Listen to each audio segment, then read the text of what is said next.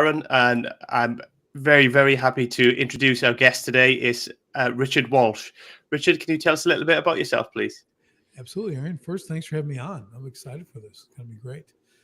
Yes, I've been in business, an entrepreneur. We'll call it an entrepreneur for about 35 years now. Started back when I got out of the U.S. Marine Corps in the late 80s and started working.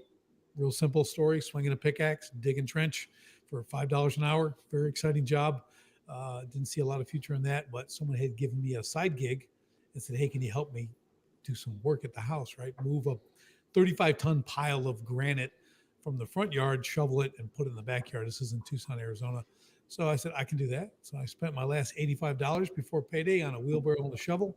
Showed up on Saturday morning. It took me about 10 hours and 100 degrees, and I knocked it out. And here's the best part, Aaron. The guy came out and he put $1,000 in my hand and said, thank you. And I'm looking at this $1,000. Like, man, I did this yesterday for $40. Okay. Swinging that pickaxe. I'm like, I know my future. Okay. I'm going to work for myself.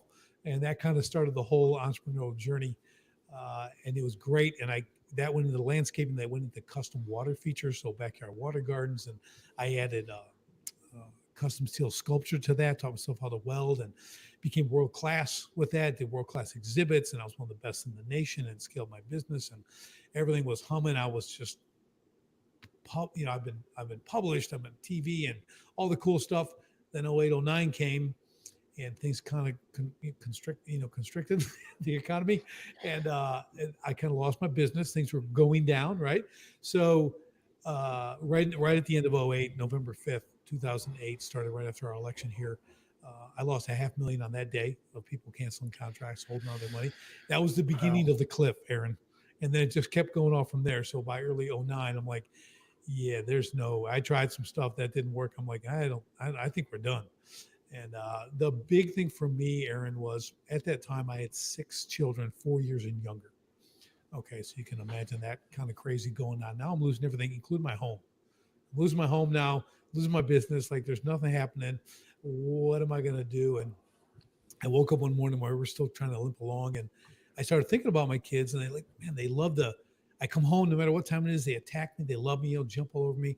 I was leaving one day in my truck and one of my sons is running down the driveway after my truck crying because I'm leaving. So I'm looking at that little guy in the mirror as he gets smaller and smaller because I'm going to work. I got to go to work. And I'm like, man, what am I doing? And that epiphany came to me right then, Aaron, that my kids don't care what I do for business, how great I am or not great at that, right? How many trucks I have, what kind of house we live in. None of that mattered to them, all that stuff. And I realized, if I stay on this business first, business is everything. I sacrifice everything else to win at business.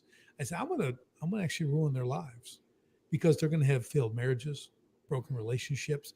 They may be good at business, but there's no way everything else is gonna work. Only because of what they saw me do, not what I told them to do. I always like to make this distinction for people. You can tell your kids lots of things, but more is caught than taught. So when things get tight later and they're 30, 25, 30, 35, the default's going to be what you did. And they're going to go to that. So I'm like, I can't do that. So I literally got up that day, went in and shut the business down. Told my office manager, we're done today. Let's wrap it up. Went to my construction yard. Told my guys, we're finishing up this week. These guys been with me for over 10 years. Best guys ever, like family. And I just couldn't do it anymore. I didn't know what I was going to do, but we were going this direction anyway. So I just put the end to it right there and said, okay, I got to move. I got to relocate. I got to do all this stuff. And I put all that together, again, still not knowing what to do, but then I had to move forward. Now, the people don't kind of get what I did because I'm all or nothing. So I didn't keep some of my stuff. I didn't try to do side work because not that was the best decision, but I sold everything. I haven't welded in 15 years. I have made water features in 15 years. Okay, we moved, we relocated, did the whole thing, started new businesses, right? I started getting into training, did some stuff, opened a gym, a construction business. That did well, but did it all differently. And then I started helping other businesses, right? They said, well, how'd you go from all that to nothing back to this? So I started giving some advice, mentoring, things like that. And then as an entrepreneur, okay, mentoring is something you do for free, right? It's free advice. Your friends want you to help them, and that's all good. I don't have a problem with that. But as an entrepreneur, coaching, you get paid. So I said, well, I'm gonna build a coaching business. And as a matter of fact, I'm gonna write a book. And the book's gonna be called Escape the Owner Prison. The contract's new way to scale, regain control, and fast track growth while loving life. And I'm gonna build my whole academy around that. And I got a bestseller status on that. I'm like, oh, that's great. Then just started coaching people, and that became the thing. I was really, really great at it. So I was making a lot of strides with that. And that kind of brings us up to where we're at today. And now my big movement is to help 10,000 business owners escape the owner prison, right? To create freedom, profit, and impact in their business. Because most people, when they get into business, especially early on, they're going to work very hard for the first couple of years. There's no way around that. I always tell people, if you've got the secret sauce for that, where you don't have to work hard when you start, please share it. Give me the recipe, because I've never found it, right? So the problem is, and we get going, we're working really hard. We're wearing all the hats. We're doing all the work. Maybe we got a couple of people working for us and stuff, making a little bit of money. But next thing you know, 10 years has gone by and you've repeated the first 2 years 5 times. That's when you're trapped. You can go on a week or two on a vacation, but you're going to call in every day to make sure the place hasn't burned down. That's just how it works, right? Or you're taking client calls while you're sitting on the beach, right? And stuff like that. You're not having a good time at all, and your family does not get your attention. So that's the owner prison. So what I do now is help owners escape that completely, systemize their business, have it run itself, so they can work on that 5% of the business that only they can do.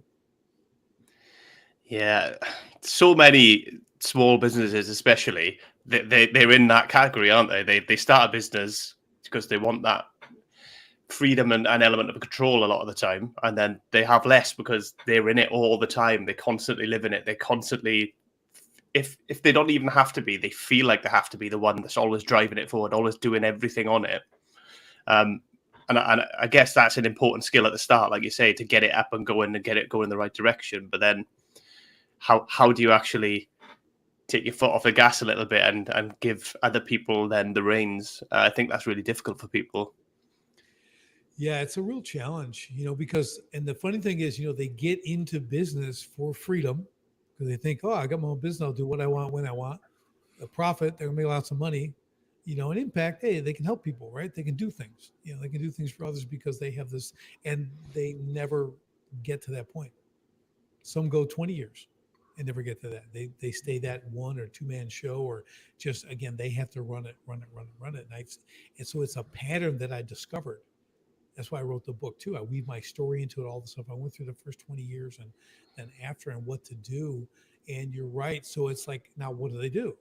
Well, there's one simple thing, and it's like we're here in the beginning of this show, and I'm going to jump to the end. Okay. Metaphorically speaking. Okay. You really want to start with an exit strategy. That's where people that's what they don't do before they launch their business. They don't go to the end. How long are you going to do this? Why are you going to do it for that long? How much do you want when you sell the business? Are you going to sell the business? Do you think you're going to hand it down to your children? Which I highly recommend you don't do. Don't put that expectation on your children, okay?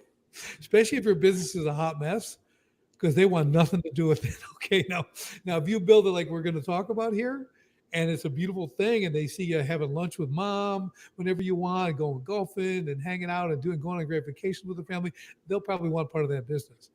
But if it's you every day, like a slave, okay, they want nothing to do with it, okay? So they may take it from you, they're going to turn around and sell it and take the cash. So let's just be wise here, right? So what we're going to do is go to the end, right? Like, okay, so is it 10 years? Is it 15? Is it 20? How much you want to sell it for? $1 million, $5 million, 10 million, 100 million, whatever you want to do. Okay, those are 2 things you can start with. Now what? Okay, now you have to reverse engineer all that. So if I'm here at the start, or today, because there's the 2 best times to make an exit strategy, Aaron, are before you launch your business, and the second time is right now. Okay, because if you don't have one, you need one right now. It's funny you say it, because when we work a job, we go into a job, we want to know when we can get our pension, when we can leave. Well, we're looking at our exit strategy all the time, aren't we? Or if this isn't going to sustain me once I want to retire, so I'll try this next job. This has a better pension. This has better prospects for the future. We do it when we work a job. So why don't we do it when we start a business? That's a great point, right? Because you're never going to end. That's why, Aaron. I'm never going to not do this. I'm going to do this forever. This is my passion. And when they say it's your passion, you never work a day in your life. Yay. Okay, that's a bunch of garbage. Okay, like dude, you can have the passion, you need the passion, but you're going to work. Okay, especially in the beginning. But the whole thing about creating that freedom, and yeah, what is that end number? What are you going to do? Here's the best thing about it. Even if you go 10 years and you've done everything right, you got this beautiful business, you don't have to sell. You can move the goalpost and go a little further. If you're making a ton of money, having a great time, and doing all the things you need to do, why do you don't have to stop? It's not like I reached, oh, you've been at the company for 30 years, you got to retire now. You're too old or whatever. They make you retire, right? It's like forced retirement. So we don't want to do that, but you have that flexibility. But the key of having that end strategy, that number, because again, talking to reverse engineering, you have to look, okay, well, what do I need to do with my business to reach that? Because people will start the business because they're a great craftsman or a technician, right? They're really good at what they do, and they assume, hey, I can be better than the guy I'm working for. He's a clown. I'm gonna go do this on my own. They start their thing, but they don't know business. They know their craft. They know their trade, right? Which is great, but this is where it's going to develop into a problem, right? Because they don't know things to do. So now, if you start with the end, you work back. Okay, well, now here I am, just me, starting my business. Okay, I'm going to have to do a lot of different things. But when am I going to hire my first person? I actually know now. Is when I'm do $250,000 in revenue. That's a good little milestone. Okay, maybe then I can fit someone in and pay them X amount, right? But then when will I need the next person? What does that look like? How am I going to generate this income? Now you got that rolling. Now you got people, 5 people, 10 people, whatever. Now you're starting to hum and you're making money because you've laid all this stuff out. But there's another problem. Let's say you start making 7 figures a year personal salary. You're making $1 million a year. Good number. That's really nice. You probably don't need all that to live on. All right. So let's say you're making that. We call it our active business income, right? What the business is generating for us. If I get to 10 years and I make a deal with someone, I sell it for $10 million. Okay. What did I lose? $1 million a year of income, right? So I got 10 at the end, but now I don't get $1 million a year anymore. That's kind of sad, right? So we have a plan. If you have the exit and then come back to the beginning, say, okay, here's what I'm going to do. As I'm generating income, as it grows, I'm going to acquire assets that produce income for me. Whatever that might be. It could be rental properties, it could be other businesses, it could be Bitcoin. I don't care what it is, but what's going to start generating income for you. So now you know, hey, I'm going to need like $83,000 a month at that 10-year mark to maintain this $1 million. Okay, well, you just keep accumulating the assets, right? You have a place for that money to go as you make it. So now you get to the end, and old Mr. Smith comes over, wants to buy your business because you built it so well. You negotiate the price, you get 10 million, maybe you get 10.5. You shake a hand, he gives you a check, you're out the door, he's in. No one even knows the business sold because it's run so well. But now, poof, even if you don't work again, you still have $1 million a year coming in from your assets. You got the 10 million to build even more. Right. So this is some of the great benefits of the exit strategy to really dial your business in so you have an idea of where you're going, right? And you can actually put a plan into place. Make sense? Yeah, it makes a lot of sense. And like you say, I know a lot of people who've got businesses and they really focus on let's get it off the ground, let's get it started, and nobody's looking that far ahead. Everybody's looking in the kind of 2-3 year horizon tops, I'd say. Right. And the problem is they've been in for 10 or 15 years and it's time to do an exit. Well, you haven't built anything that someone wants to buy. That's generally the case. You have a lot of depreciating assets, right? Used trucks, tools, whatever you got, right? Office furniture, whatever it is, it's worth nothing. It's worth 10 cents on the dollar if you're lucky, right? No one wants to buy that unless a guy like me can come in and know how to systemize and turn a business around. I basically want your customer list. Okay, I want that. Oh, you got 6,000 customers. Oh, okay, I'll take that. Systemize this business. I was just thinking high profitability in less than a year, and then now I've grabbed that market share and increased my territory, and it cost me 10 cents on the dollar. Meanwhile, you poor guy's out with $100,000. That's all he gets. He's going to outlive that. Guaranteed, right? So we want to make sure like we understand where we're going. We want something someone wants to buy, and they want that exchange. They want to come in, hand you the money, whatever you negotiated on. you're out there and no one knows, right? Now they can tweak it and do what they want, but that's the business someone wants to buy because they don't want to come in and reinvent everything. They don't have You, they don't have the space for that. you might as well start up your own if you're going to do that. If you're going to have to Right. redo everything from scratch, and you win over the customers again, etc. You're going to have to you might as well start your own at that point. Right. It's so, but this is where the majority of small businesses are. They get to that point because again, they just wanted to get started, which I can absolutely appreciate. I call it ignorance on fire, right? You're just excited. You got a skill, you go, let's take it. Let's start making money, sell some jobs. And that's important. Forget the accounting and all the other stuff in the beginning that everyone else wants you to focus on, which drives you into the dirt. It's just agony. It's like you're tortured with schoolwork and homework. It's horrible. And you're not out selling. You can put all the accounting and all that stuff in place, but you haven't sold anything. Why are you spending time on that when you should really be hiring that out anyways, right? I get QuickBooks and do your little thing, but you need to go sell product or service. Whatever you're offering, you got to make money because all the other stuff is inconsequential if you don't make money. So there's a balance there, right? But again, once you have a path, now you understand where you have to go and when you have to do things. It's a really, really critical aspect. And it becomes an incredible business filter, Aaron. So when you start doing well, if you've done really well in the business, these magical little opportunity fairies show up. And they want to give you the fairy dust of, hey, your friend comes, I got a great way for you to make money, man. You need to invest in this. You need to do this. Go, okay, yeah, that sounds good, man. Let me take a look at it. You take that, you run it through your exit strategy. Does it get me closer and sooner to my exit strategy, or does it take away from it? If it detracts, it's a hard no. If it gets me closer, let's go. If I can put another spoke on the hub of my wheel that relates to my business and gets me closer to my exit, I'm all for it. I'm not against that. But I get that tool, that business filter, that exit strategy to be the filter, right?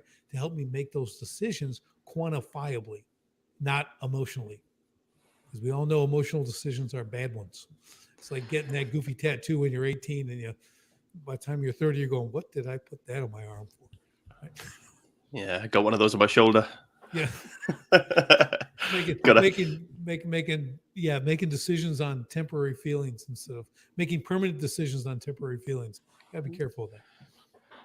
Yeah, I've fallen into that trap a lot myself, but it's easily done, isn't it? Especially if you're in a business and it's your thing that you've created, you're really emotionally attached to it, and you might not think logically, and if you haven't got a plan, you might just be like just emotionally reacting to stuff that you think at the time is what's best without actually looking at that long-term horizon, planning out your steps and understanding where you want to go. Because if you don't know where you want to go, you could end up anywhere.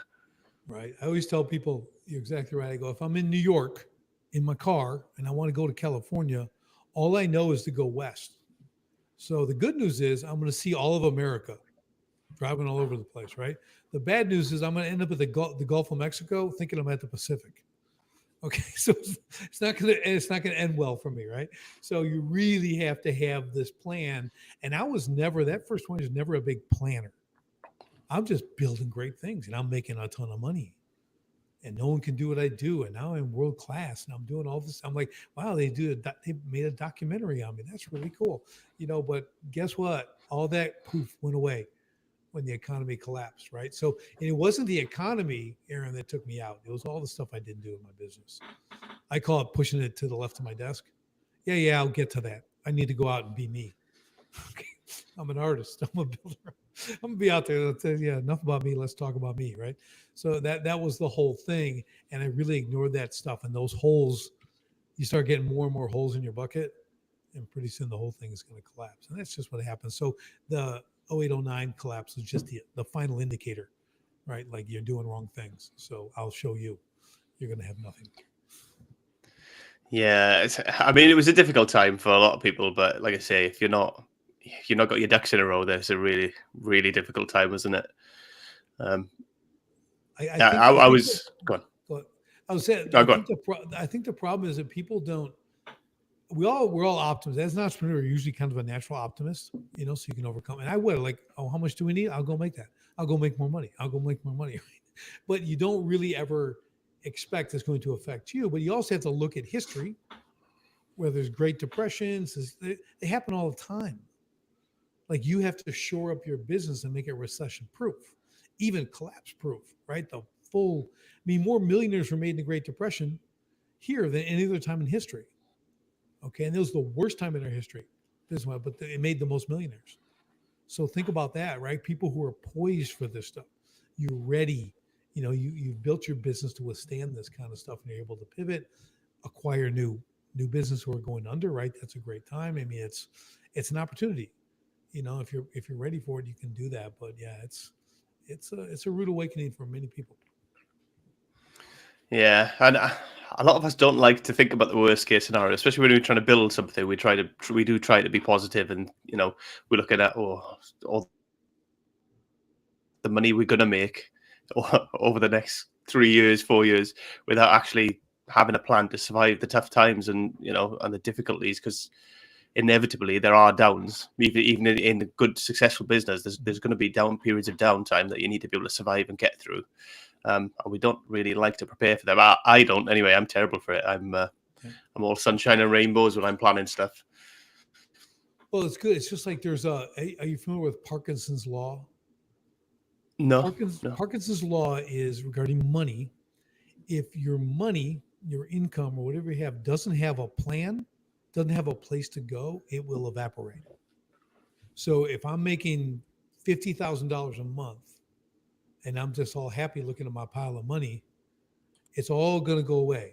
You're going to spend it on stupid things. You're going to buy a boat. You're going to get this. You're going to get that. Living large. You're going to be standard of living, right? You're going to spend everything you make. Just keep getting more things, the bigger house and all that.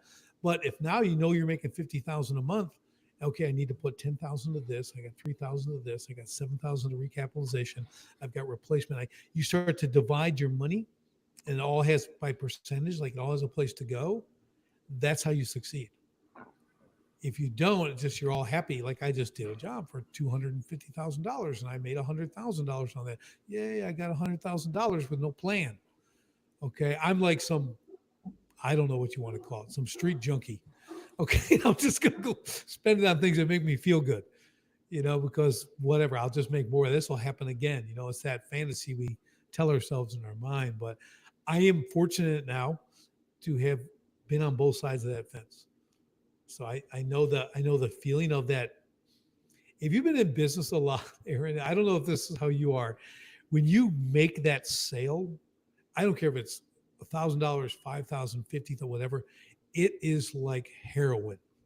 You just go, oh, and you kind of sit back because you just got relief for this time period, right? You just got an influx of cash. You might have been wondering where payroll is going to come from next week, right?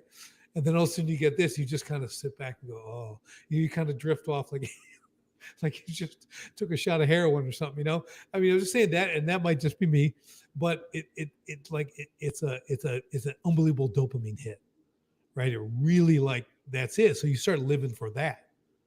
Right. It's a very odd thing. And again, maybe this is just me, but again, I work with a lot of clients and it seems to be similar. It's seductive. That make more money, get more is seductive, but you never have a plan for it. And that's what ruins you. Yeah, I can imagine that's pretty addictive. You have that one good month, it's going to make you chase that all the time. And I'd be very, very similar that way, I think, if that was me with business. And to go back to what you're saying about, how you live to your means, essentially, don't you, if you don't have a plan for your money. And it's the same with people with jobs. I've seen it myself firsthand. People get promoted or they'll buy a new car, they get a new house, and they're just driving that cost of living up. So actually, they're not any better off, or they're still in the same position. They've earned more, they got nicer things, but they're still struggling and have no safety net, shall we say, for things that go wrong. Yeah, we call it. So you have standard of living, and you have quality of life. Those are the two things. Standard of living is what you just described, right? Quality of life is you have margin, you have time in your life to do the things you want to do, right? So it's all about creating margin in your life, and that's time for you, because that money's replenishable. We just spent how long talking about it, right? Go make more. It's the easiest thing to do in business is make money. Everything else is hard. Okay. And people may disagree, but I'm telling you, making money is the easiest thing you can do. Okay. It's, everything else is really difficult, but quality of time, like I said, what we went into it for freedom, profit and impact. Well, freedom is time. That's what freedom is. Can I leave for 3 weeks and not call into business to see if it burned down? Right. That kind of thing. Like, what am I actually doing with my time? Am I helping others? Am I spending time with my kids? Do I go to every one of their games? Do I go to their plays, their music recitals, all the things they do? Can I be there? Can I be there with them, supporting them, letting them know that we're solid, right? And I care. That is true. Because once, so here's an example: your 7-year-old kid is on the soccer team, right? Your son and daughter, whatever it is, and you're there running, they're playing, or you're not there because you're busy with the business. They score their first goal of their life. Okay. And your son looks into the stands and you're not there. He's only looking for you. And you're not there because you're working. I'm air quoting here, right? That's quality of life. You've just, what did you just tell your child? Business is first. Can't do it. I got to do this, right? I'm making this great sacrifice for you, son. Meanwhile, you'll never get that time back. You'll never get that first goal back. You'll never see him play. You'll never see him look for you in the stands. Just, it's still like, I think about that because I was on that road, and it was that thing that really, and I don't know why I knew that, why that came to me. I kind of thank God for it. Like he put that in my heart before my kids got, they're only, the oldest was 4, so I'm like, okay, so it just really worked out, but you don't want to miss that. You want to create your business so that's what you work for. Now, don't quit your business. This is important. Don't walk away from your business and get a job so you can be around, because you won't be around. You'll be tired. You'll be frustrated. You'll get a job that pays a lot of money, which means they'll work you to death. Right? You'll put in a lot of hours, you'll be on that, and you're still never going to show up, right? There's nothing better than entrepreneurship because you do own your time. Now, I get the saying, I'm an entrepreneur so I can choose the 80 hours a week that I work, so someone else tell me, but we don't want to live that way, right? We want to fix this so that we can be there for our family, so I can do the things I actually enjoy doing. And you're not going to do that if you're focused on gross revenue. Let's just put it that way, right? If that's all that matters to you, if that's a scorecard, that's going to be a challenge for you from a quality of life standpoint. Yeah, it's more than just having the time, isn't it? It's having the energy and being present in that time as well when you have it. So it's all very well having the time with your family, but if you're not present and your mind's on something else, or you're checking your emails while you're there and doing all this other stuff, then you're not actually going to have the best of that time either. That's right. It's terrible. I mean, again, more's caught than taught. When you're on this goofy thing all the time, what do you think your kids are going to do? I mean, they don't need any coaching on being on screens, right? They seem to have figured that out pretty well, and that's all they're on. Now you're just reinforcing it. Then you give them a phone to be a babysitter when they're like 6. Okay. And my kids, I waited till they were teenagers to get a phone, and that was helpful. So they're not totally, but I tell them it's a tool or a toy.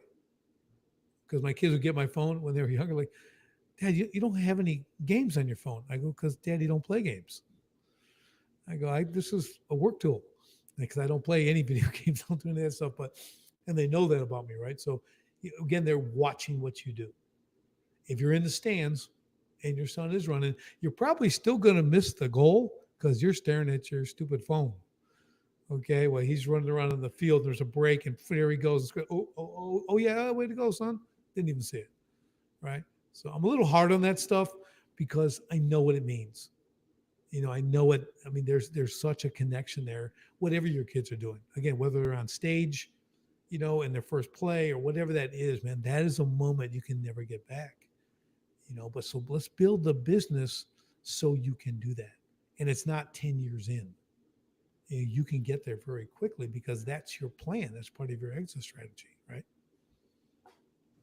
Yeah, and those moments are massive in a kid's life as well. They're the moments that they remember and that stick with them and that actually shape them growing up. Because if it's something that's really important to them and you're not there, or you're not present, or you're not particularly paying attention, then that sticks with kids. Yeah, I can't say it. I can't say it better. You know, what I mean, it's just you have to understand. You know, Emerson had a great quote.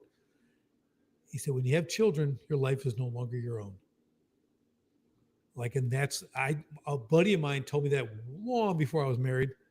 I had 6 kids and all that stuff. You know, we were always talking about Thoreau and Emerson. We're comparing all this stuff because we read a lot. And that I'm like, man, I never forgot that. Like we read that, he told me, and I'm like, man, that is like one of the greatest quotes ever. Like that is something you think about before you get into having children, right? Like you understand what we're doing here. Okay, we're going to have children. Our lives are no longer our own. It's for them, right? The next 20 years plus. As an old business guy told me one day about kids, he goes, Richard, they're never off the payroll. Because the kids, you know, it's like so many. I just again these little nuggets that are just so awesome. I just never forget that kind of stuff. They're never off the payroll. Yeah, that's going to be very true. I think, but yeah, it's so crucial and important, isn't it? And you know, as they grow, they will remember stuff, and they will learn from how you've treated them, and probably learn either they'll dislike it so much that when they have kids, they'll be like, right, I'm not going to do that. I'm going to do the opposite. Or they'll, be fortunate enough to have had their moments shared with parents and stuff that they then want to share with their kids. But yeah, it definitely sticks with them. Definitely. Yeah, I think there's a level of intentionality you need to have because with my kids, I didn't want them to grow up like I grew up. Okay. And I don't mean like income and stuff like that. I mean like attention, abuse, or whatever, right? All the stuff I'm like, well, I'm not going to do that. I'm going to change that. I have to be very intentional and do this very, very differently. It was a unique situation, but it worked. We homeschooled our kids all the way through high school. You know, my last couple are getting out of high school now, and one's in the Marine Corps, and it's good. They're incredible kids because we were able to give them that time. You know, and I'm not a stay-at-home dad. I'm a business guy. Love business, work in business, grow business. I do that, but I found that balance.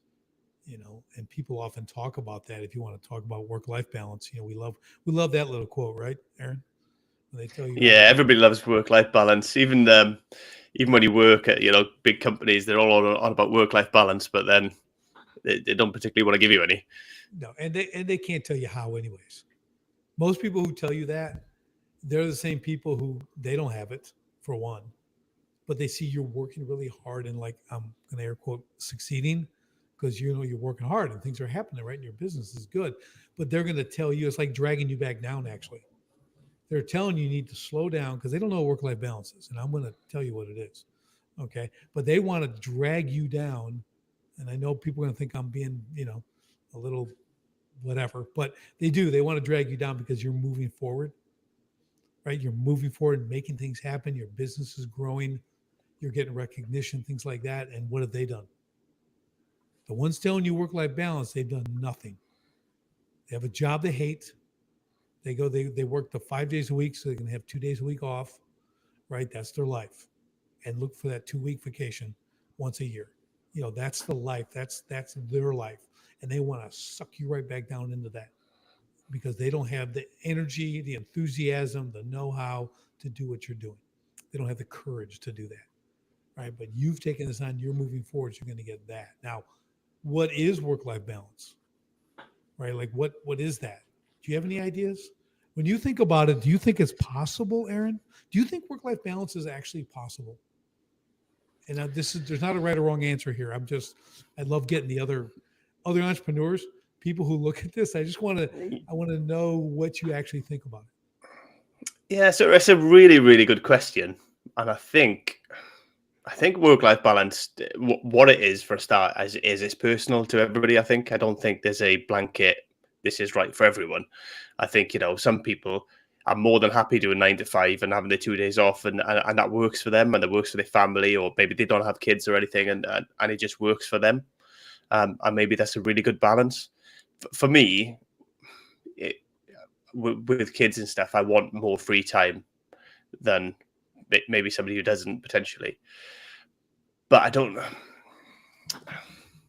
Yeah, it's a really difficult question. I think work-life balance is a level that you're comfortable with, that you have that energy to do something, that you're happy and comfortable with. So work-wise, what you're willing to put in, what you're happy and willing to put in, and what you're happy and willing to sacrifice to put that in, if you know what I mean. So there's a balancing act, and with a work-life balance for me is how much are you willing to sacrifice for this, and vice versa. Do you know what I mean? Yeah, that's very good. It is very individual, right? You said everyone's in a different place. They're in a different season of their life. And I mean, when I'm 20 building a business, I do whatever I want. I can shovel 35 tons of granite every day if I want to make my money. No one cares. Okay, nobody cares. Just doing my thing. I work all the hours I wanted. It was a beautiful thing, and that's so it's easy when you're young and you start a business, easier because you don't have any commitments, right? You can just totally focus, be laser focused and do that. But here's the struggle. So you get going in your business, right? And you're doing all this stuff. And then people start to tell you need work-life balance. What I've discovered, and it's taken decades, I call them the 5 F's. Okay. F is in Foxtrot, right? You got faith, family, finances, fitness, and friendships. There's 5 things in your life. Like, wouldn't that be nice if those 5 are balanced? Okay. Faith is my priority for me, right? So I've got that as number 1. Family is my wife and then my kids, right? In that order. And then my finances, remember we talked about Parkinson's law? You don't pay attention to your finances, they tend to go away like anything else. Don't pay attention to your spouse, they'll go away.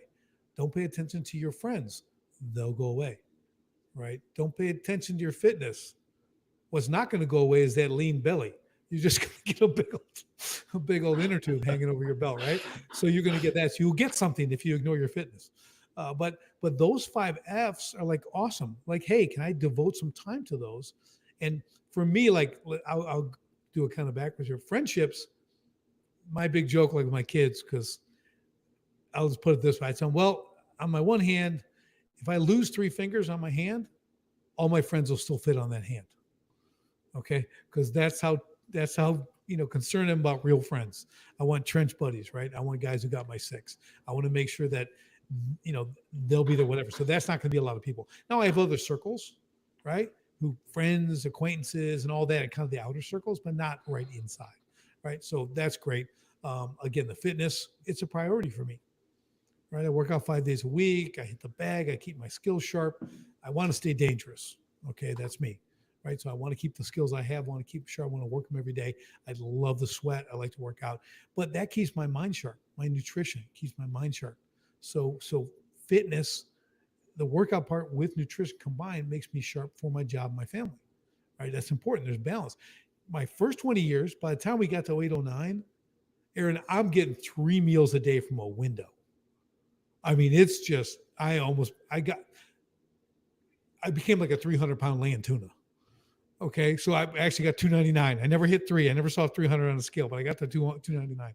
And I'm like, this has got to stop, because I've always been, fit and doing stuff and working out. And I'm a Marine, I'm a boxer, I'm a black belt, I'm all this stuff. And now I'm with this load, just like I let all this stress get to me, all this stuff. I ignored all that stuff to chase the dollar, right? To chase this. And that was another part of the, the big change. But so you've got all that, right? Again, we are talking about family and your faith, really, really critical.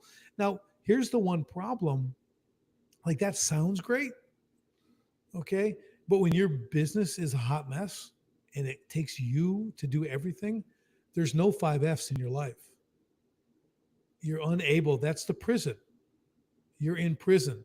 Everything else is outside those bars, right? It's way out there and you can't get to it. So you have to fix the business. Get it systemized. Get it running itself. Delegate. We automate, delegate, and we eliminate. Those are the 3 things we do in business, right? We make it so that other people can run it, right? We start to eliminate ourselves from that business. That's what's critical. Now, once you get that, now you can start looking at the 5 F's. I'm not saying you can't do anything during that time, but you can't, because your mind is always going to be on the broken business. It's always, I got to be there tomorrow. It's never shut off. You're never going to have that presence with your children or your wife or husband. You're just not going to be able to. I lived it. And other clients I help all the time are living it. And that freedom that comes from that, when we talk about freedom, profit, and impact, that's where it comes from. You fix that, and all of a sudden they are free. They have mind space, they have the bandwidth, and they can do things they never thought they were going to be able to do. And their spouses definitely thought they were never going to be able to do that. I have one client, I was talking to her, she's like, Richard, we spent a week at Myrtle Beach, like with the 5 kids. And like, he was never on the phone. We were just enjoying each other, man. The kids, and we're swimming. We just the most unbelievable. I thought it's been 8 years. I thought that was never going to happen. Like that was never going to be a possibility. She's like, this is the greatest thing ever. He's like present. I'm like, that's why I do what I do, Aaron. I want that testimonial. That changed their life, right? I mean, that is so awesome. And his kids are still young, so it's like the perfect time. Now you can make a difference. It's awesome. Yeah, it's really powerful, isn't it? If you can have that kind of impact on people's lives. Do you have any issues with getting people to let go, to take that step back, to delegate more, because I imagine that a lot of these business owners are really gripping on tight, so it must be difficult to kind of convince them to get down that path to that point. Yeah, I mean, it can get kind of deep, and there's times where I'm firing people in their business. I'm like, they're telling me, well, what is he still working there for? Fire him today.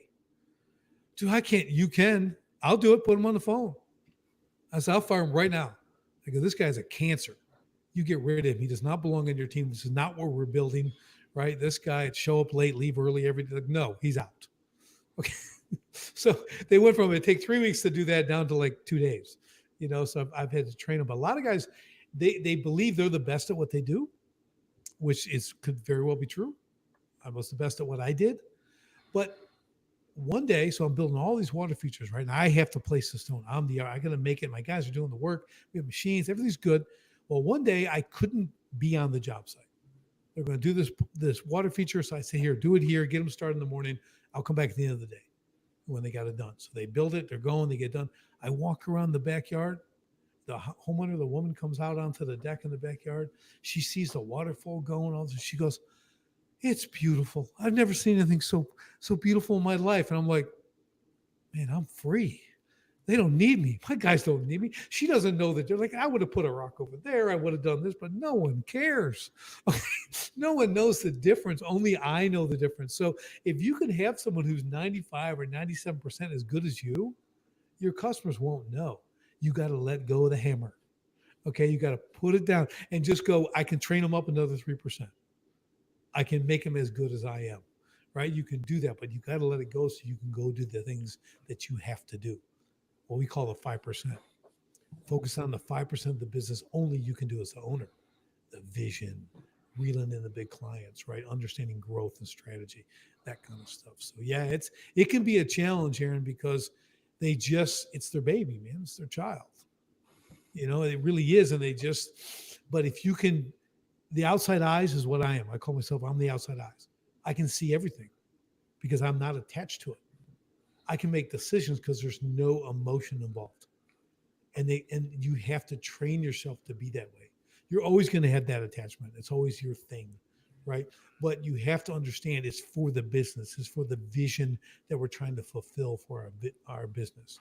And so you're doing it for the good of I'll quote, company, meaning everyone in your company. That guy who's the cancer, get rid of him and watch the productivity go up.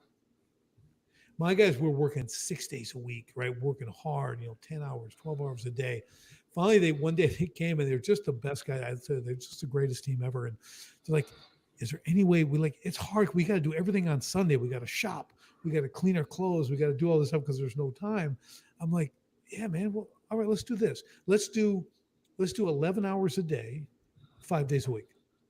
Now you're guaranteed 15 hours, time and a half. You get 15 hours guaranteed a week overtime, and you get weekends off. How about that? They go, okay. The productivity went through the roof. I mean, because we can't do anything in 8 hours because you're traveling a half hour to a job and back, so you're losing all that time, right? And I'm like, this is amazing. They're fresh. They get to do their stuff, right? So little things you stumble on and figure out. But the same thing, even your people, they don't have balance. They didn't have balance. They're working. They'll do it for the money. But you're like, it's really kind of like abuse. I'm like, I'm kind of abusing these guys, man. I love their willingness, and I'm a hardworking guy, but remember, the average person, the average employee is not you. They're not going to figure things out. They're not going to systemize your business for you. Okay, no matter how skilled they are, they want to come and do what they do. They want to do that and win, right? They don't want to fix your problems. Okay, that's your job as the owner, right? Yeah, and they, no matter how keen they are or how much they want to succeed, they're never going to be as invested in it as you are if it's your business. I mean, it's just not possible, is it? They won't have that same emotional connection to it. Right. If they were, they'd have their own business. Right. They wouldn't be working for you. They'd be your competitor. Right. I mean, that's the reality. So you have to understand. So the big part of this, Aaron, is let's talk. Remember, I mentioned automate, delegate, and eliminate. So automate, people get, right? Like, you want to automate whatever you can. We want CRMs, and we want software, and we want virtual assistants who can do things, and we can give this to other people, and it runs itself, right? It makes us more efficient, everything else. We get that for the most part. It's the delegate part that's really difficult for people. They think they just can tell someone to do something, and that's delegation. That's called abdicating, actually. But you're telling someone to do something that they don't know how to do, or you don't know how you want it actually done for your company. They may have done this for another company, but the way that company did doesn't work with your company, right? So now you're just going to tell them to do it and walk away and shut the door of your office. Well, they're just going to sit there and they have no idea what's the expectation, what's the goal, what's the actual outcome, why am I doing? They don't have any of that. Who do they actually talk to if they can't figure it out? Do they come back to the owner? Do they talk to a manager? What do they do, right? So that's the big mistake, because you have to build out the lane first. This is the chore of the owner, right? This is a responsibility you have. If you find a great salesman, I mean, he's king closer, right? This guy closes deals. Okay, he doesn't just sell, he closes. He makes money. And you bring him on the team and you sell him on the whole thing. It's going to be awesome. And you drop him into this hot mess you have where you don't give him expectations, don't give him goals, just say, go sell a lot. Okay, that guy's not staying. Okay, because you're saying maybe you can systemize the business, make it the way you want it to be. And he's like, I didn't come here for that. I came here to close deals and make myself a lot of money and make your company a lot of money. I'm not going to hear build your business. So you have to build that lane out. Here's the expectations. Here's the consequences. Here's the goals. Here's all the metrics. Here's what you can do. This is how you do it. Here's the content. You build out that lane so he can drop it and run at full speed to the goalpost. And then that guy, he's not going to leave. He's going to love it. He's going to enjoy coming to work because he gets to succeed without it being torture, right? That goes for every other position in your company. You've got to build this stuff out. Now, here's the challenge, Aaron. You're thinking, okay, well, who does that? I'm the owner who's wearing 9 hats already, and now you want me to go do that? You want me to build this stuff? I have no bandwidth. No way I'm doing that. So, and you're right. So when I ask every business owner I've ever consulted with and worked with, do you want your business systemized so it runs itself? 100% yes. Right? Okay. See, so let's get to work. You and I will do this. And they're like, yeah, that's not happening. I'm not doing that. I have no desire to do that. I can't do it. I'm doing all this other stuff. So that's 100% no. I'm not going to do it myself. So like, okay, now I have a challenge, right? It's a coach. Well, how do I fix that? Oh, I'll just work with the teams. So I get the permission. I get introduced to the team. It's your sales manager. It's your office manager. It's whoever it is. It's the warehouse guy. And I'm going to go in and show them how you systemize. I'll give them the documents. I give them the resources. Here's the progressions, 30, 60, 90-day goals. And you get incentivized at the end. When it's complete, you're actually getting a bonus. You're not going to do this getting paid if you're making $50,000 a year. This isn't included. Okay, I'm going to give you whatever that is worth to me as an owner. So if I get a fully systemized department that runs itself, people are in charge, that's worth a lot to me. Okay, because we're not going to have to fix that for like 10 years. Okay, so you're going to get a few $1,000s as a bonus as soon as you complete that goal. And you do that throughout, right? So they're incentivized and you do it. Now are they incentivized and they're rewarded. They also have the buy-in. They created it. So like this is their baby now. They built their lane with guidance from the coach. And then I'd bring the owner in at the end. What do you think? Tweak something and look good. Oh man, this is great. Okay, good. Next, bring on the next department and we'll work with them. right? Or do them simultaneously, right? So we can speed the systemization and get that done. So that's the delegate part. Most people fail because they're putting them into a really bad place, and that's why they can't retain people either, because they don't. Even places with systems, there's other issues that they don't keep people, but that's a primary one in most businesses. Now, the last one's eliminate, right? And we get it, cost overruns, right? Redundancies, all that easy stuff, trim and fat. But what they forget to eliminate as an owner is themselves. They need to eliminate themselves from this day-to-day task. They have to get away from that. Again, back to the 5%. They've got to focus on the 5% of things only they can do. Imagine if everything in your business is running and you're sitting in your big old desk chair there looking out the window going, you know what we should do? And you start thinking like that. Yeah, I could grab this section of marketing. We could come up with we could innovate, right? I can do this. Oh, we can build out the vision. We can drive towards this. Everyone can be on the same plan, right? Everyone's now working for a purpose. How do we do that?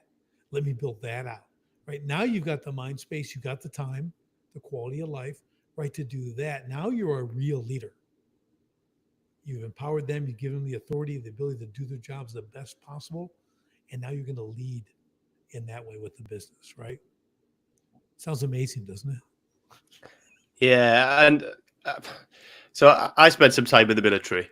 And I know you have nothing like what you did. I was in the Royal Air Force, so I was in a hotel chilling out. You know what I mean? You're like my little brother. My little brother, Chair Force. He's in the Chair Force too. Yeah, it was very, very relaxing. I'll tell you that. But my point is, like in the military, this very systemized like this. They delegate a lot. You push out. Within your sections, and It's very empowering. They tell you, there's massive buy-in to the vision and, to what whatever organization is doing, if it's the Marines, if it's, the Navy, if it's the Royal Air Force or the Army, there's massive buy-in to what they're doing. They're always selling, this is the vision, this is what we're trying to achieve. And then they're always delegating and empowering people to take action and act. And there's always clear guidance and systems in place on how we're going to go about doing stuff. So did you take any of that stuff from your military background, or is it just stuff that you've discovered along the way with business? Yeah, there's no better chain of command than the military. There's no better example, right? If you want to talk chain of command, you just look up, whatever your branch, whatever branch, and it's all the same, right? We all have a rank.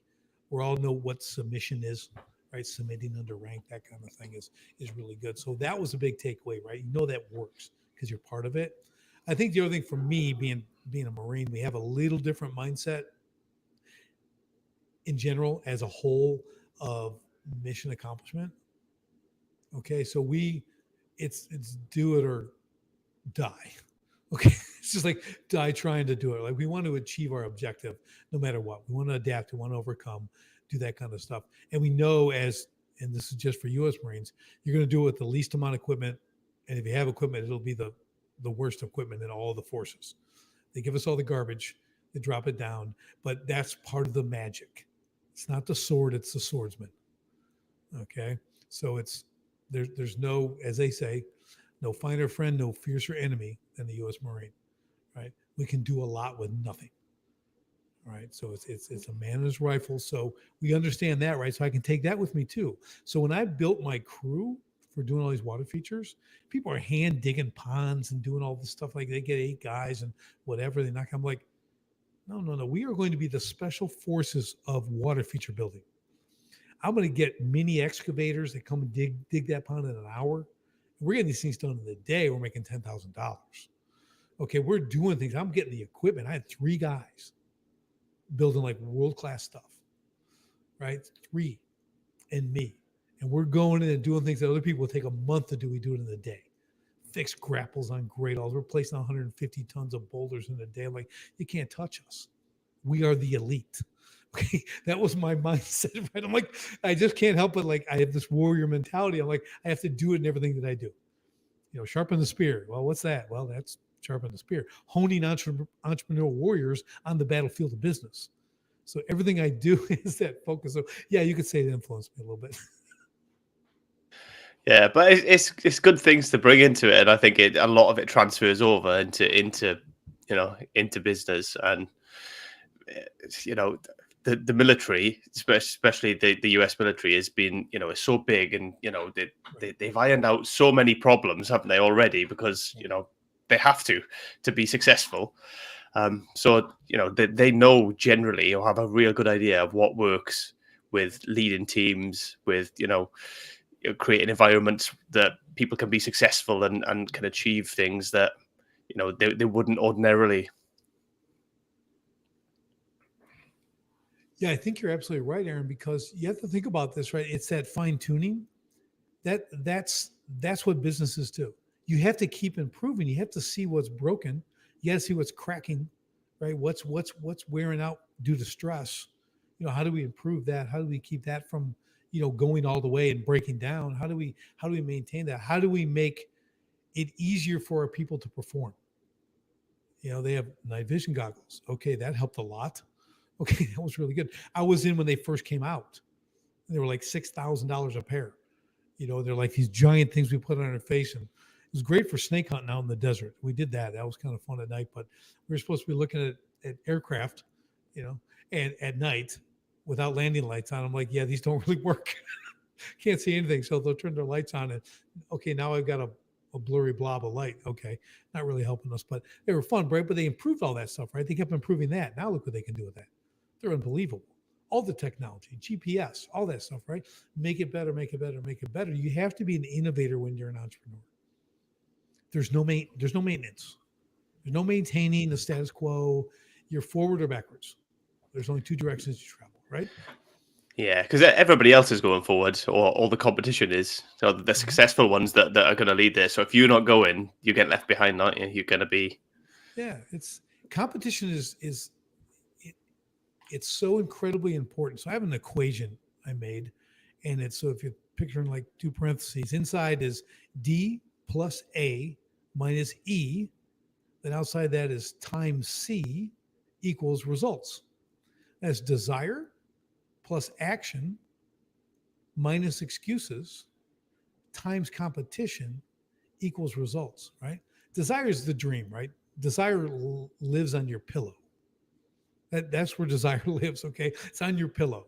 Action is what gets it off the pillow, right? You got to take action on your dream, on your desire, okay?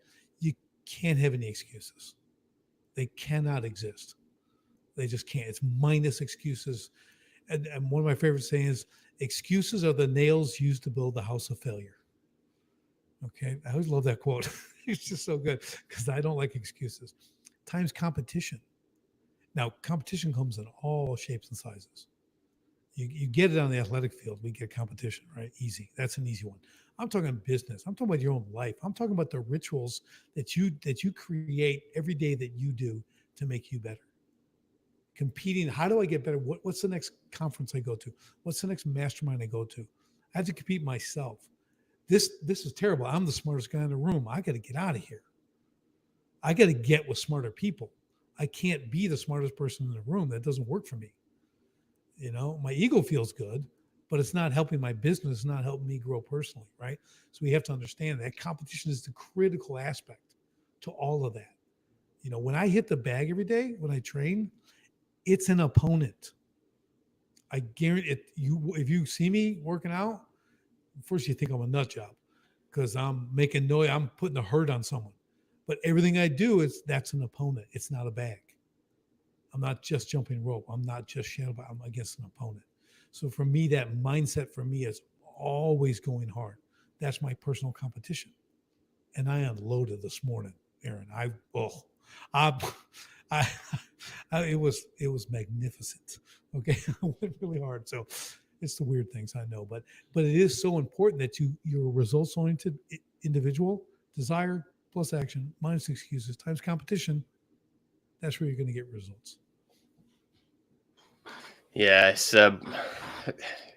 funny to say that because excuses are just us letting ourselves off the hook, isn't it? Really, it's us just saying, "Oh well, I'll accept this not being good enough. I'll accept not doing that. I'll accept this." And I imagine within a business that can be really detrimental. Yeah, try doing it as a Marine. Okay, like you don't answer. The only answer you have when they ask why, Sir, no excuse, sir. That's your answer. There's no other answer. There's no other answer why this happened. Sir, no excuse, sir. If it went wrong, it's all on you, buddy. That's that ownership thing, right? It all starts at the top. Any business that's really bad or they have an issue, I go right to the top. It's just like your kids. More is caught than taught. It's coming down from on high. Someone is doing something or not doing, whatever the action is or inaction, and it starts at the top. That's the only place you can go to start to fix something. That's why I work with the owners. I don't go start with the laborer. I don't go out in the warehouse, right? I deal with the owner because that's where it has to come from. It has to start from the top. Absolutely. And this stuff always filters down rather than you can't push it back up. It all filters down. So, whatever example is being set at the top is ultimately going to determine the culture of the entire business, isn't it? Yeah, for sure. And I think business culture is one of those other things, Aaron, that people talk about. It's right up there with work-life balance. So you got work-life balance, and they say that they don't know how they walk away, and they also say you need a better work culture, and then they walk away. Well, what the heck does that mean? Like work culture, what is that? Like, can you tell me how to define that? How do you create a culture in your business? This is what and people ask me that. I go, well, I can show you how. Like what is the culture? Like there's a culture of this is a horrible place to work. The boss is a jerk. No one ever stays here, and you got to be really dumb to stay here. That's why they only hire dumb people because they're the only ones who will stay. So nothing is good, right? So you go through all that stuff, but culture is what? What is culture in a business? So my solution for that is to show them how to build a vision-driven business. Like we know the mission statements, right? We're going to be the best this, best sales, we're going to best customer service, blah, blah. And they put that on the wall. Trash. Absolute trash. The only person that is serving is the owner, their ego.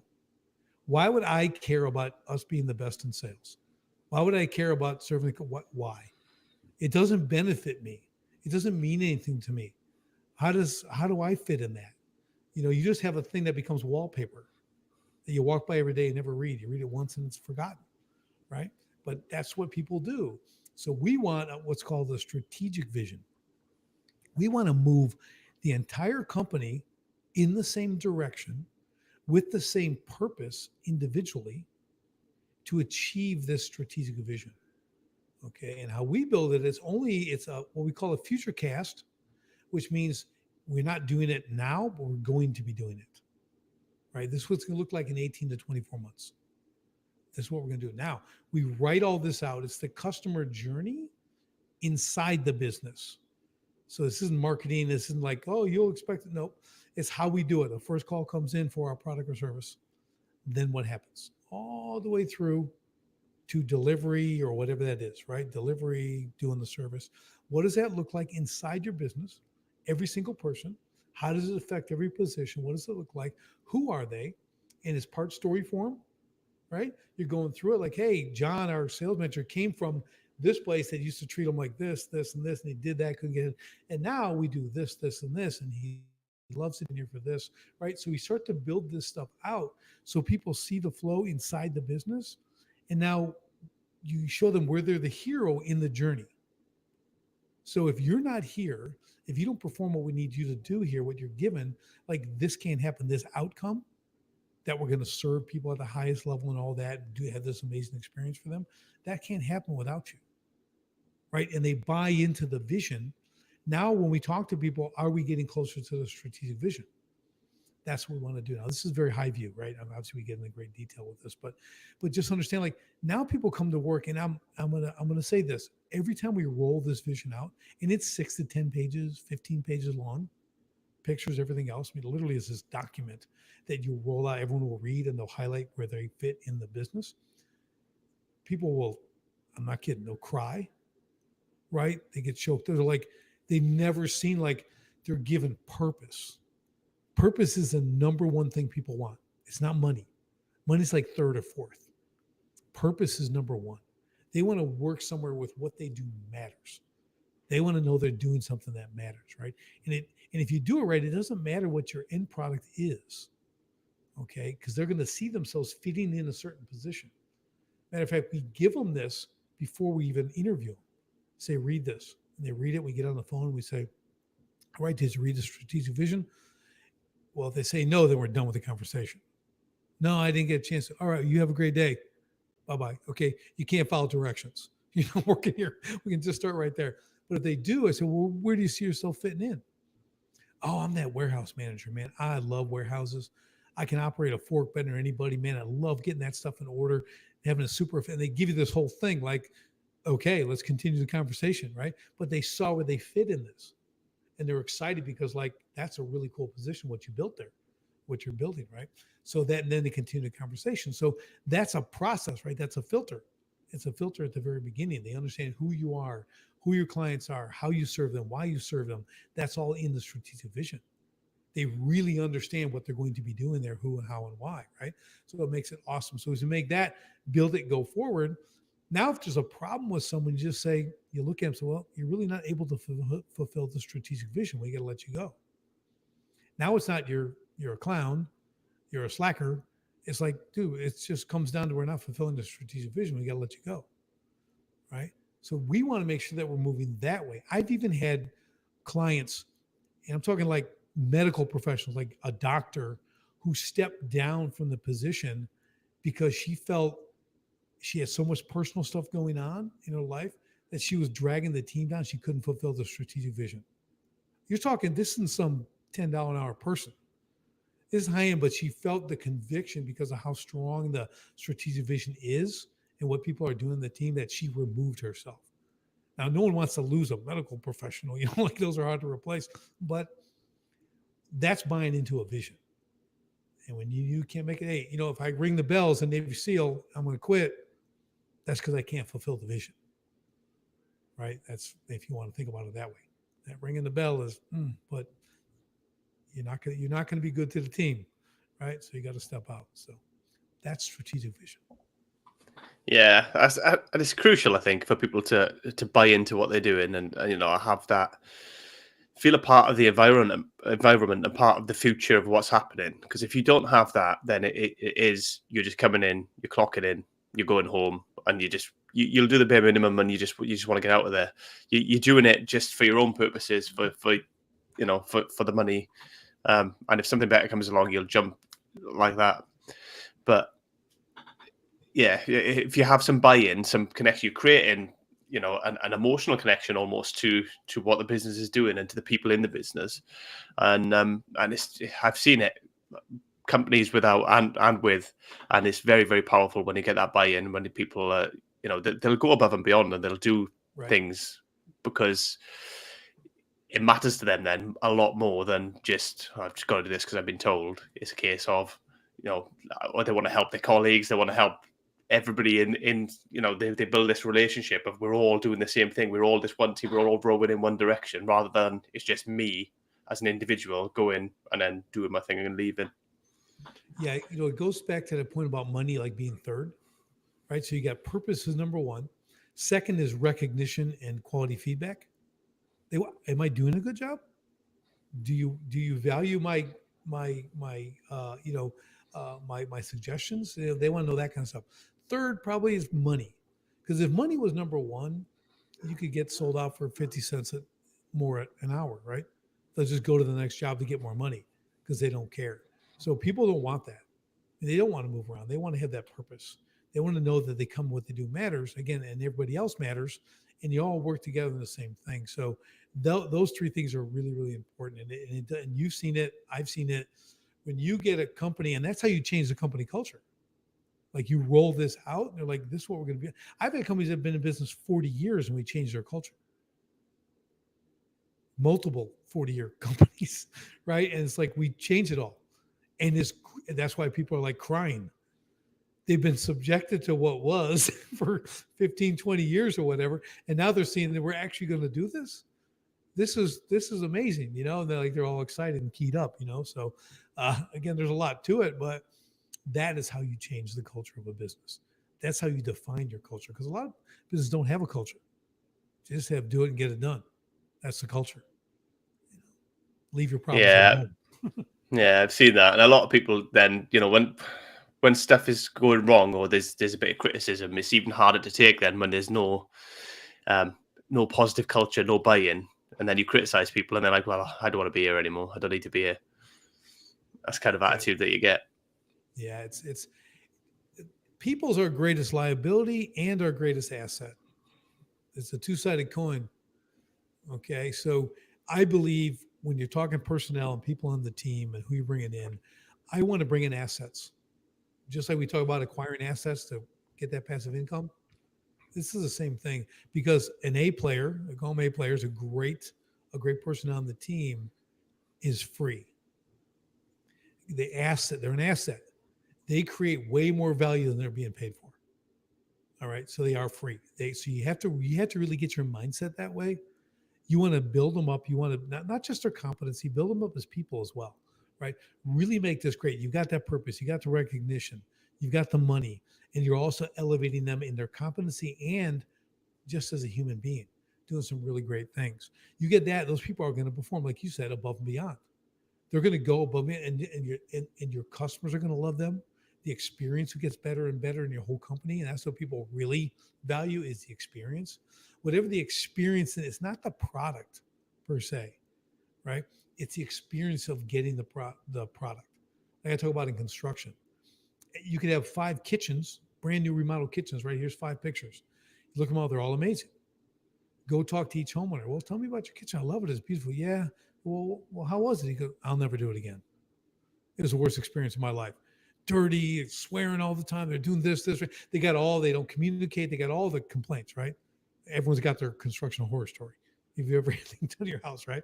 Well, then you go to the 5th one and they're like, oh, it's the greatest thing ever. It was probably the finest experience I've ever had. World-class experience. Like there's never an issue. Everything was clean, buttoned up every day. Communication. They have a client advocate. And I just dealt with one person the whole time who handled everything. The experience. That's what they paid for.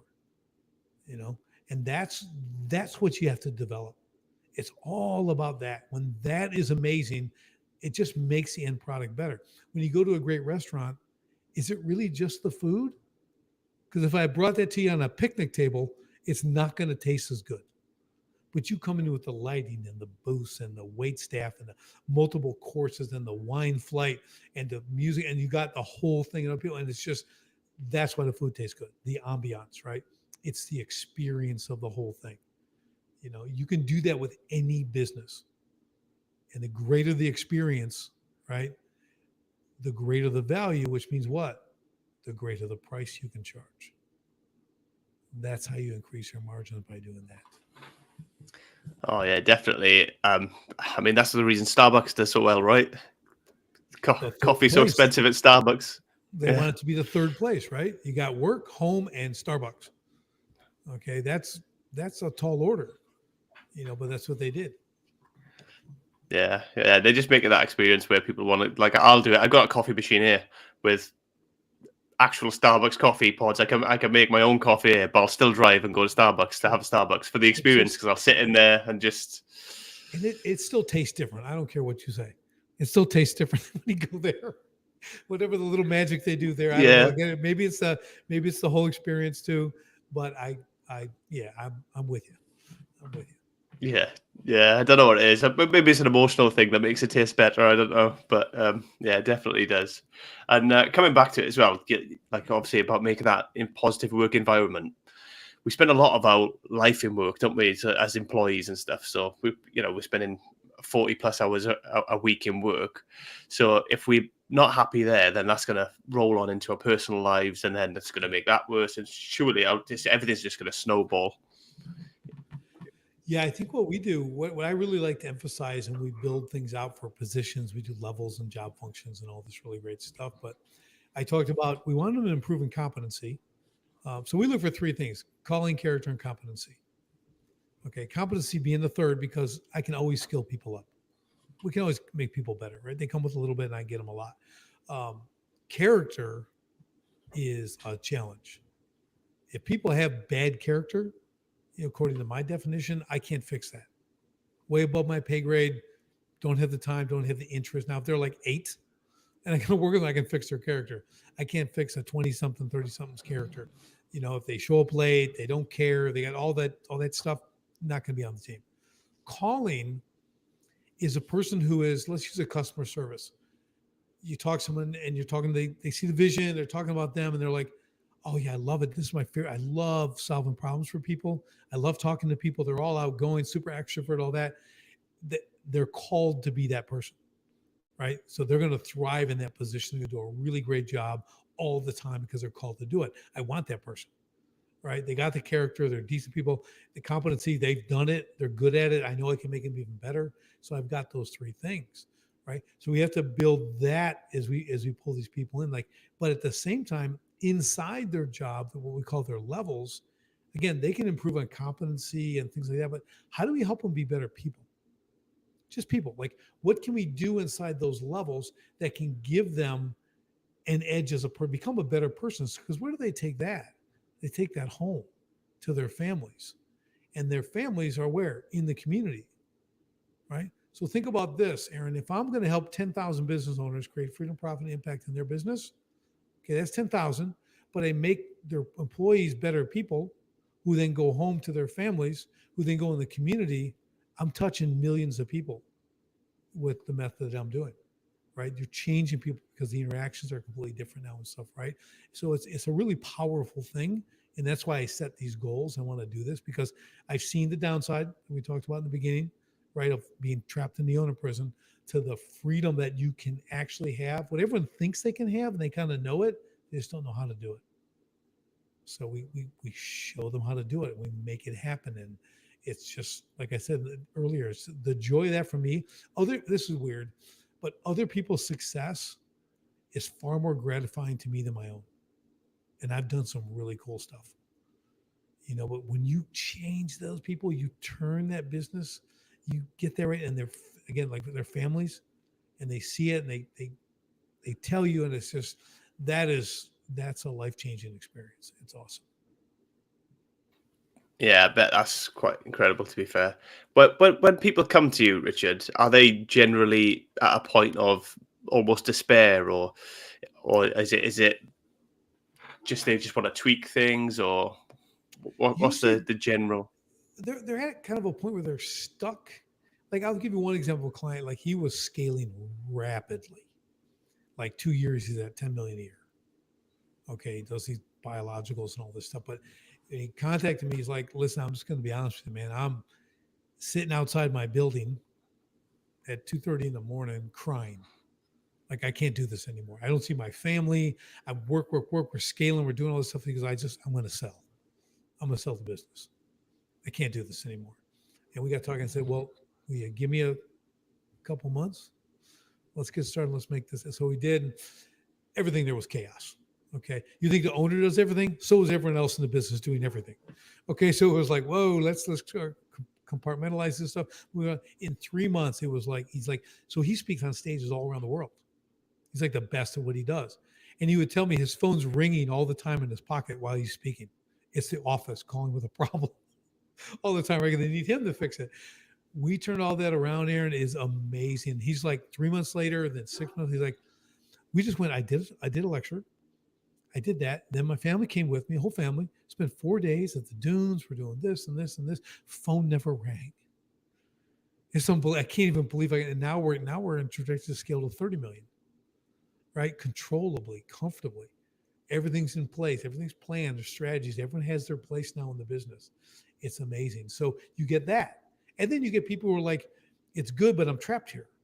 I'm not crying yet, but like, I don't see the future. I can't see, how do I do this? And we come in for that too. And they're willing to do it. Again, they're making some money. They're doing okay, but they can't get the freedom. And the freedom is what they truly desire, above everything else. That's really what they want, because without you have freedom, profit, impact, they're not individual. You can't have one without the other two. You can't make impact if you're broke and have no freedom. Okay. You can't make profit if you have no freedom and no impact, right? You can do it, but you're never going to have freedom. You're never going to have impact if you focus just on money. Freedom, you can be free and go hitchhike across the states and, ask someone for a hamburger once in a while so you can eat, but that's not freedom. Okay. You're not making an impact and you're not making any profit. Right. So the three have to work together. So that's why we focus on these three. That's how you come together. Because then what? The 5 F's start to happen that we talked about earlier. Right.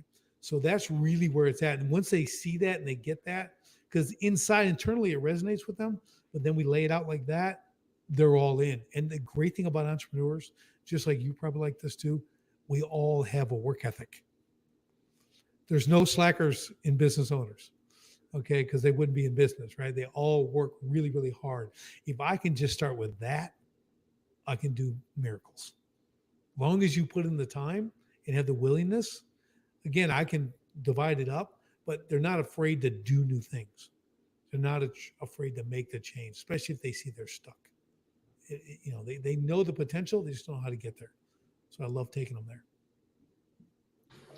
Yeah, that's it. I suppose if they knew how to get there, they would have done it already, I would imagine. So that's the biggest part of it, isn't it? Come in and get that guidance, especially you've done it multiple times for different people in different businesses, different walks of life. So I imagine that's really, really helpful to them, leading on that experience and having that guide to get them to where they want to be. Yeah, you want to get off the hamster wheel. It's just a hamster wheel. You're just running and running, because if it was going to work, it would have worked. So just understand, that's the definition of insanity, right? Keep doing the same thing, expecting a different result. So you got to bring in the outside eyes. That's all I'm saying. Whether it's me or some other coach, get somebody to come understand the value of that, and you'll see things change rapidly.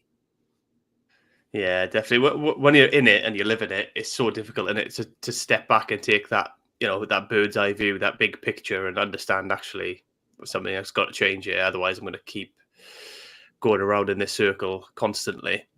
Yeah, and that's just it, isn't it? When we talk about that 5%, focus on your 5%. Guess what you are now? You're outside eyes. Now you can see the whole picture. Right now you can lead. You can lead from the front, the back, the middle, any place you want to be. You get to be as a leader.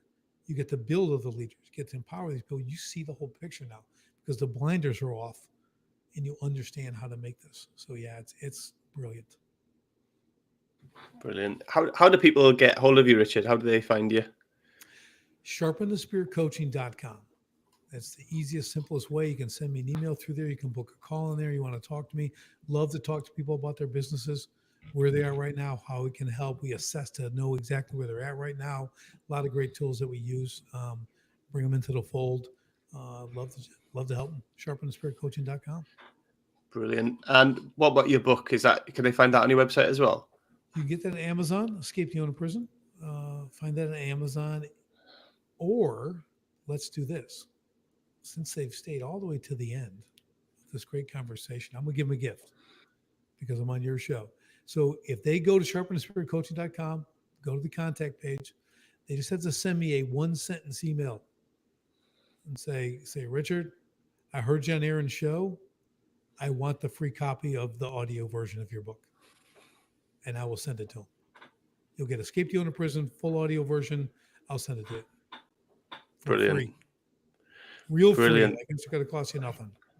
Love it. Love it. It's a bargain.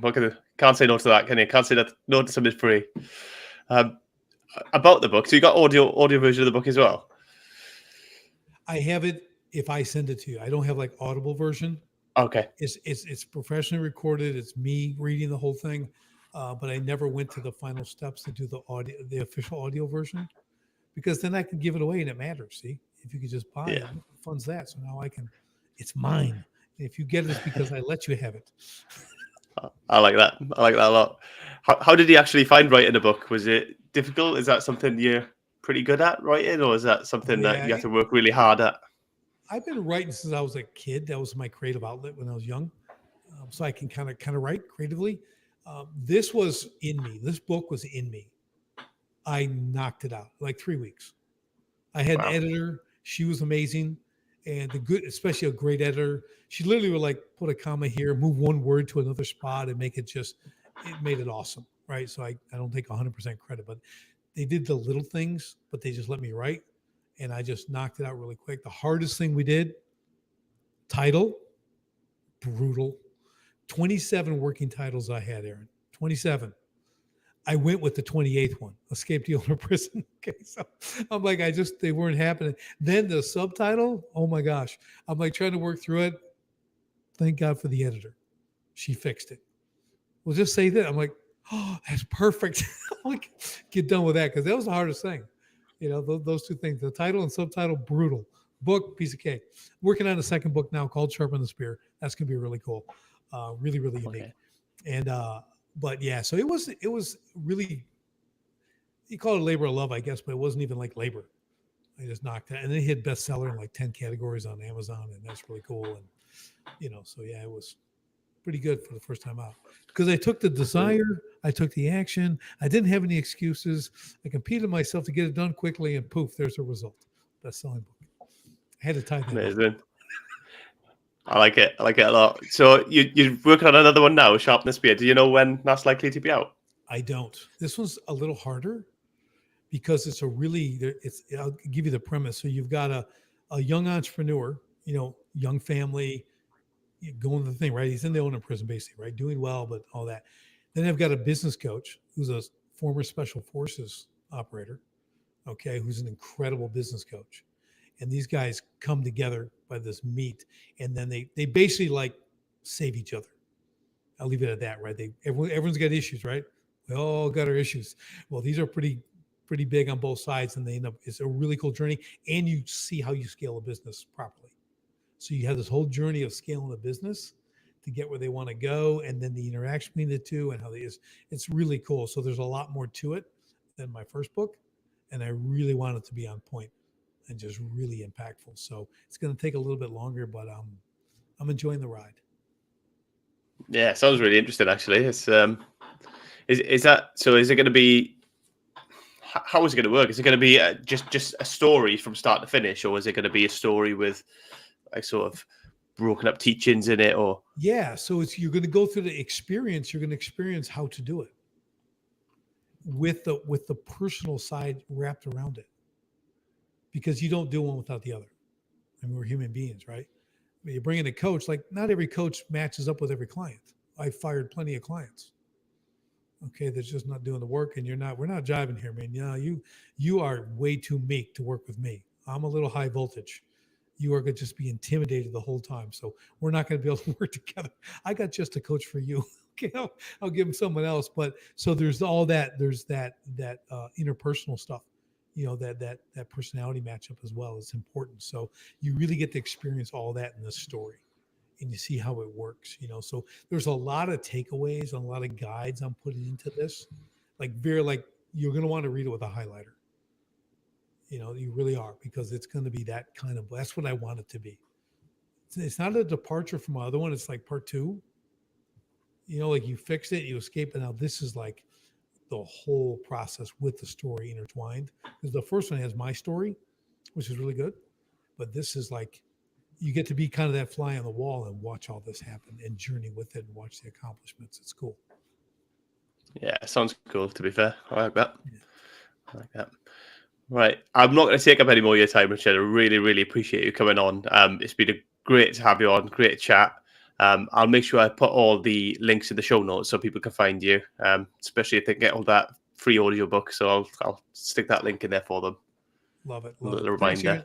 Yeah, this has been fantastic. I appreciate the time. Just letting me speak. It's been a great exchange and stuff. I know we hit a lot. We covered a lot. So I appreciate that very much. I'm on a variety of podcasts. Some are 15, 20 minutes, some are 2 hours, so everywhere in between. And this has been just really nice to keep the conversation going. We hit a lot of great points. Yeah, it's been brilliant. Really, really appreciate it. Thank you so much. And we'll speak soon. Take care.